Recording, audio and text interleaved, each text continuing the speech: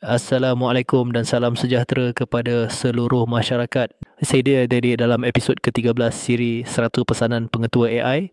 Pengetua AI ingin menyampaikan satu peringatan yang sangat penting. Hidup susah bukan kegagalan. Ramai yang merasakan mereka gagal hanya kerana diuji dengan kesempitan hidup, kekurangan rezeki, tekanan keluarga atau cabaran kerja. Hakikatnya, kesusahan bukan penamat. Ia hanyalah sebahagian daripada perjalanan menuju kematangan dan kekuatan diri. Setiap manusia melalui jalan yang berbeza. Ada yang diuji pada awal hidupnya, ada yang di pertengahan, ada yang di penghujung, ada yang terpaksa bermula dari kosong, ada yang jatuh berkali-kali sebelum bangkit. Tetapi itu semua bukan tanda gagal. Itu tanda bahawa Allah sedang mendidik kita menjadi lebih hebat daripada semalam. Ingatlah bahawa hidup susah menjadikan kita lebih bersyukur apabila mendapat kesenangan. Hidup susah mengajar kita untuk tabah, sabar dan tidak cepat putus asa.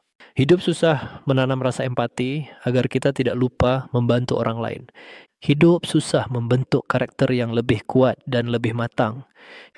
Hidup susah melatih kita untuk berusaha dengan lebih gigih, bukan mengalah. Kita tidak memilih ujian, tetapi kita boleh memilih cara untuk menghadapinya. Jangan sesekali menilai diri berdasarkan kesusahan hari ini. Orang yang berjaya hari ini juga pernah berjuang dalam kesempitan.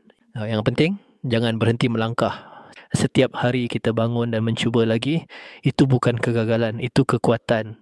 Setiap usaha kecil yang kita buat walaupun hidup susah, itu bukan kelemahan, itu keberanian. Semoga episod ke-1300 pesanan pengetua AI ini memberi semangat kepada masyarakat untuk terus tabah, terus berusaha dan terus yakin bahawa masa depan masih luas untuk ditakluki.